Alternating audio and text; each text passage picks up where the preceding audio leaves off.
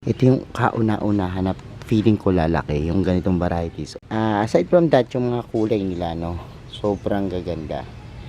And natutuwa ako. Pero yan yung ang ganda ng dating, no. Legi na at pinagpuputol natin. Ito na po yung resulta. Look.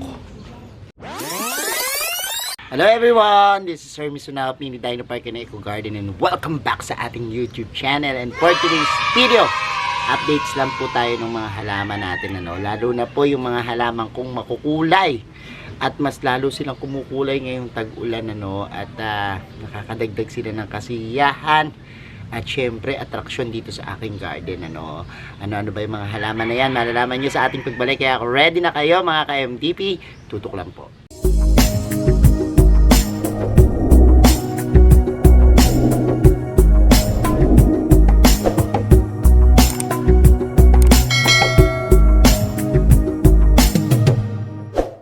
And we're back mga ka-MDP, at yun nga pong araw na ito, ikot tayo sa ating garden. Nakita nyo ba yan nasa background ko, no? Ang gaganda. O kita nyo naman yung aking mga nagagandahan diyang mga halaman ngayong tag-ulan, At sabi ko nga, ito yung panahon na talagang bumabawi sila, Pati yung kanilang mga kulay, kahit na po ulan ng ulan, napaka-striking ng colors na napoproduce, At tara, samahan nyo ako. Ikot tayo, tingnan natin tuloy yung mga updates nila. So ito na nga po yung aking mga halaman. Ako, kung mapapansin nyo yung ating caladium, dati wala na to, pakonti-konti. Ngayon parang nagsasanib-sanib yung kanilang mga dahon, Isa sa mga paborito kong plants ay ang mga caladium, Kaya nga tayo nagkaroon ng caladium walk dito, Ito yung kauna-unahan na feeling ko lalaki, yung ganitong varieties. Ito isa, dalawa, tatlong kamao na yung kasya na tatlong kamay. Pero mas malaki pa yan kasi usually ako up to 7 na ganito yung kaya niyang ilaki base sa cycle ng ating mga caladium, Pero ngayon tingnan natin kung lalaki siya ng ganun. Pero aside from that, yung mga kulay nila, sobrang gaganda. And natutuwa ako kasi lalo yung mga mapupula, ang ganda-ganda sa background. So paano ko nga ba ito inaalagaan, Sabi ko nga po sa inyo, itong mga ito ibang klase yung ganda niya kapag umuulan, kasi ito direkta po sa ulan, rain or shine. Minute lang po tayo dyan na nakalagay para po hindi ganun katindi yung araw. Pero as long as dapat bright at saka nakakatanggap sila ng almost 8 hours na sunlight, maganda po yan, when it comes sa potting mix po, hindi naman ako nagbabago pag nitong panahon ng potting mix. Nagdadagdag lang po tayo dun sa mga bumababa yung lupa. Tapos po yung dilig niya, kapag halimbawa pong ulan ng ulan, okay lang po yan, basta pass draining po yung inyong potting mix. Ito naman po nauulanan, rain or shine, mabilis naman po matuyo yung lupa kasi sa hapon lang naman umuulan, and nade-drain naman yung lupa nila. Kasi ang mga caladium naman gusto nila yung mamasa-masa talaga, kasi parang mga lahi yan ng gabe, di ba? Ang mga gabe lagi nating nakikita sa mga swamps, at medyo basa-basa yung lupa nila doon, kaya okay lang sila, hindi sila masyadong delikado, Ito namang mga aglonema natin, talagang yan, makikita nyo na ang kapal-kapal na niyan, Kung gusto nyo siyang palakihin at palakihin yung dahon, bigyan nyo ng enough na sunlight, kasi kapag naman po sobrang kulang niya sa araw, nangyayari nagiging exfoliated, Maganda po na yan, yung mga suloy palakihin nyo po. Tapos mas gusto niya kasi yung malaking pots. Kapag halimbawang maliit yung pots nyo sa aglonema nyo at may mga suloy na, ibago nyo ng mas malaki, para patuloy sila diyang magsuloy. Tapos bigyan ng enough na sunlight at tubig, syempre rainwater, maganda. Tingnan nyo, bumabalik yung kulay nila. Kaya yan lang naman yung pag-aalaga natin. Kalaban lang dito minsan yung mga insekto, tsaka caterpillar. So spray tayo every 15 days. Nag-spray ako ng mga insecticides, tsaka fungicide, para po mas may laban sila, no? At yan, mas gumanda. Ito, parang ito colocasia to eh, yung lahi niya, pero Caladium, pipinsan-pinsan naman yung mga yan. So ito naman, loko, kamukha rin ng malaki na yun, no? Pero ibang klase din yung mga ganito natin, no? Yan, ang ganda nung ito, oh, may sumibol na dito. Ang ganda, this one, ganda nung na-produce na dahon, oh, look, ito kalahati lang, ganda. Ito naman, parang curl yung dati niya, no?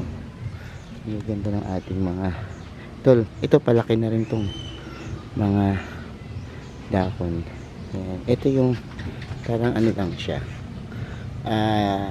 yung pagka kulay niya hindi ganun katingkad, ano? So ibang klase rin ito. And ikot tayo kung ano yung makikita natin kakaiba. Ayan, may bagong sumibol dito, ibang klase rin. Natutuwa ako sa mga pinoproduce nilang dahon, no? Ganda ng mga, ito ang ganda, oh, look. Ito yung nakalbo the last time, no? Pero ngayon, kita nyo, ganda ng dahon, no? Ito mga maliliit pa, pero kitang kita na yung pagkapula, oh.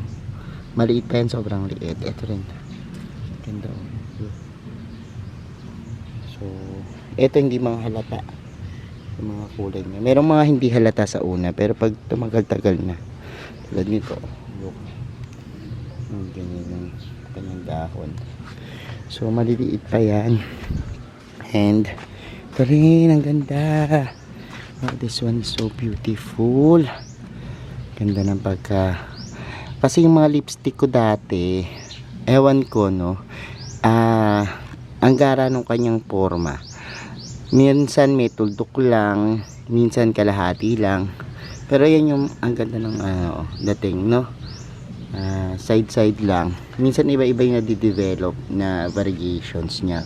Tulad nito, nasa dulo lang yung pinakapula, kasi ganyan yung mga caladium. Minsan po hindi nyo napapansin, imbis na kalahati, minsan ganyan lang, oh. Yan yung nagpapaganda sa kanya, nagpapaiba ng varieties. Ito, ganda, look, yan. And dito naman sa amin kasi umuulan lagi tuwing hapon, pero umaaraw pa rin, no? Kaya yun yung nagbibigay sa kanya ng kagandahan sa kulay, yung sinag ng araw. Uulan sa hapon, tapos sisinag naman yung araw sa umaga, and yan, mabibigyan sila ng enough na sunlight. And ang problema ko niyan, ayun, yung ating bubong, may mga gumagapang na naman ng mga napaka daming damo, no? Yung mga invasive plants natin dyan, yan, papahawan na naman natin para mabigyan sila ng enough. Kasi ito, once po yan na nabasa, tapos hindi natutuyo kung nang sa araw, yun yung pagtulog ng kanyang mga pinakabalba, no? So pero ngayon ulan, tas may araw, maganda po na pangitain sa kanila yan, at nabibigyan yung kanilang mga pangailangan, ano. So ang ganda nitong isa na to. So yan mga caladium. And ito namang mga, wow, aglonema natin, ganda ng mga dahon niya. O kita mo, kitang kita yung mga pagkapula niya. And yan, oh, no. So before, itong mga to nandoon, kaya lang humahaba, ano, kaya dito muna natin nilagay. Tapos ang dami ko nang naputol. Ang kagandahan yan, yung mga naputol natin before ng mga aglaw, ayan po, ano, ayun, naputol na natin yan. Tapos tinanim natin dito, no. Yung mga tinanim natin ng mga aglonema na leginat, pinagpuputol natin, ito na po, ano, yung resulta. Look, no, ang ganda. Parang nabuhay sila, kasi sa umpisa po talaga malulungay ngayon, yung parang nalulungkot, no, parang bumababa yung pinaka dahon niya. Pero eventually naman po, kapag halimbawang yan, tumubo na, makikita nyo na maganda na, no, yung na-develop na yung roots niya. Tapos talagang makikita mo na nabuhay na siya. Ang ganda ng kulay niya na nagpo-produce, no. So yun yung mga aglonema natin na bagong propagate din, ano. So, yun yung mga halaman ko dito, no. Besides, parang gusto ko, kaya lang kasi ang problema dito is nalililiman. Gusto ko sana maglagay ng mga outdoor plants dito. Subukan natin yung mga crotons, ano, kasi ang ganda rin. Gusto ko kasi sa garden ko talaga makulay, eh, no, yung mga dako na nagbibigay ng mga kakaibang kulay. Natutuwa ako sa kanya, no.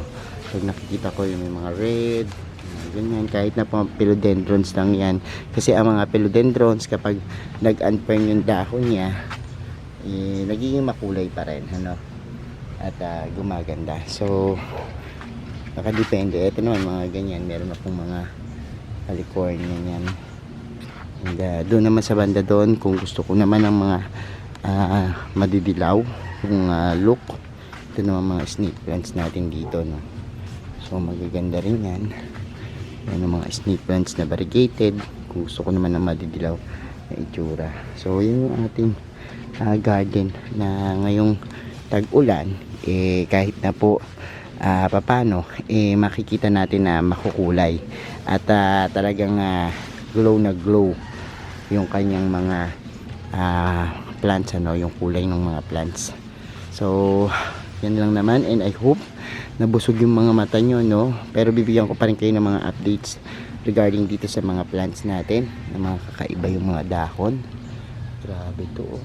Look, amazing, no. Meron pa dito, teka lang, yan, pahabol pa para sakali busog yung mga mata nyo, no.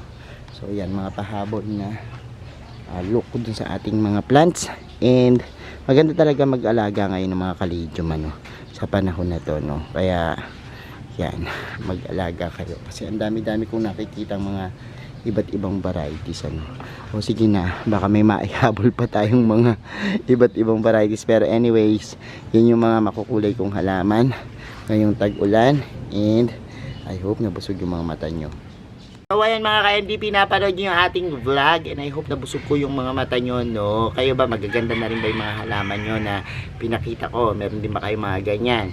At ano yung itsura nila, no? Comment nyo lang po dyan sa ating comment box. Thank you so much sa lahat ng inyong pagla-like, pag-share, pagko-comment sa ating mga video. Sa mga hindi pa po nag-subscribe sa ating YouTube channel, kung bet na bet nyo po ganitong usapan, plants and gardening, mag-subscribe na po kayo, no? Huwag nyo pong kalimutang i-hit yung notification bell para lagi updated sa aming latest uploads, pati po sa iba't iba nating social media accounts, sa ating TikTok, Instagram, Facebook pages. Search na po Hermes Sunao or Mini Dino Park Connected Garden, makikita nyo na yan. Salamat ng maraming mga ka-MDP, and this is Hermes Sunao nagsasabi sa inyo ng happy planting. Bye bye.